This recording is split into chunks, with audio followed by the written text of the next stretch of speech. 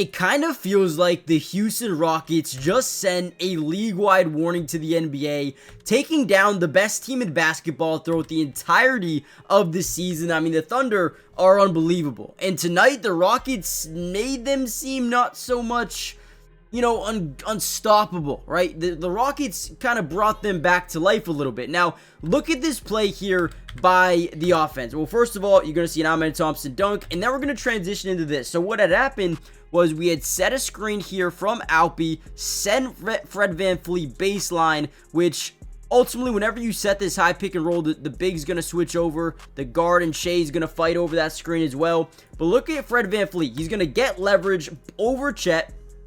We're going to create a trap the box defense, which is basically where all these guys rotate over. They do not want to allow points in the paint, so they'll send everybody in, anybody, right? They'll send the entire team over here, and Fred draws 3 guys, finds Amen Thompson, who up fakes the basket, creates a little bit of separation here for his guy Alpi, right? And then look at this. He's going to kick over. Alpi, quick up fake, gets his guy up in the air, slides over, layup is up and good. Alpi was incredible tonight, guys. 31 points, right? Didn't do too much outside of that. Only had 2 rebounds, but he did what they needed him to do, and that was score the ball tonight, right? Absolutely huge. Jaylen Green had 34 points. Amen Thompson was 6 of 9 from the field. I love it, right? We're going to break down a ton of film. I'm going to show you how they just sent a warning to the NBA. Playoffs are about to be different. Let's go. Now, what I love about this team is the way they are so instinctive defensively. They not attract, but force so many turnovers from an offense. And look at this play as we're trying to hit Chet in that short roll from a pocket pass, right? Basically what a short roll is, when you set that screen, there's a little bit of a pocket right here. We try to get him the ball and have him become a playmaker, maybe hitting an Isaiah Hartenstein or hitting a shooter coming off that flare screen. But ultimately, we're trying to get it there. Boom. Steven Adams gets his hand into the cookie jar. And now what is so difficult to stop about this team is when they're in transition, they have playmakers everywhere. Amen Thompson being one of them. Look at drive right by Shai, throw down the dunk. Dude, Amen Thompson might be one of my favorite players in the NBA to watch. And I cannot wait to see him improve as time goes on. He's already an elite athlete. I could see him taking a Jaylen Brown type of jump up where this dude could be just an all-star, two-way dog. Man, he's got some real potential. Now, here's a really cool play by Alpi. He gets a switch onto Alex Caruso here, and you're going to notice on this play, he's looking, because normally when you get a mismatch like this, you're going to draw some sort of rotation, whether it be from the top side, whether it be from the weak side top, or whether it be from the strong side corner. You're going to see some sort of rotation when you have a mismatch like this, and right, Alpi's looking around like, all right, no one's going to rotate, no one's going to send that double, let me cook them. They send it late from that strong side corner. Alpi, I mean, this is just so easy. So easy for him. Nice little push floater off the hook. I mean, I'm all for it. If you're not going to double team Alpi, yeah, good luck. You're not guarding him. You're not. If you get to mismatch like that, you lost. All right, another big time play by Alpi. We're going to get the ball down low here. Look at what Alpi does, right? We're going to have to generate a rotation from the big man Chet. But he knows that if he can maintain leverage right at that block, right at that free throw line, look at him. He's going to get in front. He's going to wall off his opponent because now he has so much space over the middle because Chet rotated over. We're going to find him. He's going to draw contact. Honestly, this probably should have been an and one. Gets it to go. He's like, hey, where's the foul? I mean, that's all day, every day. This is an easy and one opportunity. Refs don't call it. But again, if you allow those mismatches to happen and don't rotate guys over, again, there's not much you can do.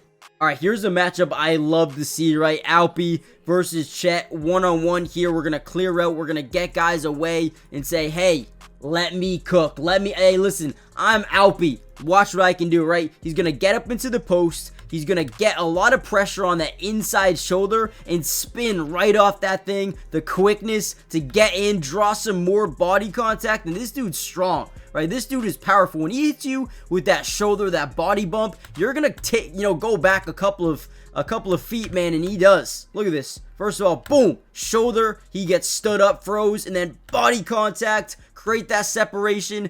Easy layup again. That could have been another and one, man. Alpi, absolute dog tonight. And I was loving every second of it. Now, I want to give a major shout out to Jaylen Green tonight, dude. Was amazing. Didn't shoot the ball perfectly, but honestly wasn't bad at all. I mean, 34 points, 4 rebounds, 5 dimes, 2 steals, 1 block. Look at this play here as he's going to drive into the lane, create that weak side rotation here from the backside, and watch what he's able to do.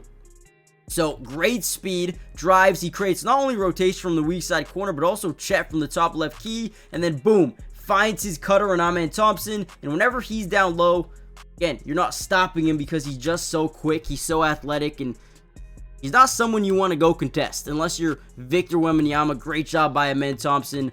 Once again, great cut, great pass, great find. Let's go. All right, once again, and actually, wait, before we get to this play, and this is honestly one of my favorites from Houston in this game, do me a favor, hit that like button if you want more Houston Rockets breakdowns. More importantly, comment down below P2 if not only you're enjoying this video, but you want more film analysis for the Rockets throughout the entirety of the season, the playoffs, and just everything, right? So hit that like button, P2, and lastly, make sure you guys subscribe, man. It is free, doesn't cost anything to join the family. We got videos all year. So once again, Jaylen Green in this game did a great job driving, kicking, and finding the open man. Whenever you're able to drive by a defender like this, you put the defense in what we like to call a blender, okay? So when a defense enters this blender, it's not good for them, because what that means is they rotate. You're going to see guys rotate everywhere. And what a blender means is now they're shifting, now they're rotating. When you catch a defense in that rotation, man, they're gonna have to play catch up. So you drive in, you draw 3, we kick to the corner. Now Chet had to rotate from here to there. We kick over to here, we rotate from the top over to down here. So again, we're forcing this defense into rotation, and ultimately we get a wide open 3 at the top of the key and drain it. Again, look at Jaylen Green. He forces so much rotation on this play. I know you guys couldn't see it, but generates this wide open 3 here for the offense, and again, just perfect ball. All right, another big time play by the offense. All we're gonna do is get this little pick and roll. We're gonna dive Tari Eason to the basket. We want to get to the outside shoulder of Alex Caruso. We want to apply a ton of pressure here, because if this weak side defender doesn't bite down on the rolling Tari Eason, it's gonna be a wide open lane to the basket, right? So again, we talk about ball movement all day long. We're able to drive, get that weak side rotation, and then once again find an open shooter in the corner. Jae'Sean Tate, 3 of 4 from downtown, hasn't been getting the most consistent playing time, but man, was he clutch in this game, hitting some big time shots, no closeout at all, and this one put him right back up by 18 points late third quarter, and man, they were just feasting. Here's another, this is another play I wanted to watch. One more. So after this ball, after that 3 ball, we get this high pick and roll with Jabari Smith. So we like to get Jabari Smith in what you call a short roll. So what a short roll is, guys, is off that screen, hit him right here. Hit him right in this area, because he can become a playmaker. So as we hit him early, right, short roll, usually get a high pass, over the head pass. We find him down low, and again, because we initiate that quick double team, the defense has to rotate over, and Jabari Smith is nothing more than a playmaker right now. They're not looking for him to score, and look at this.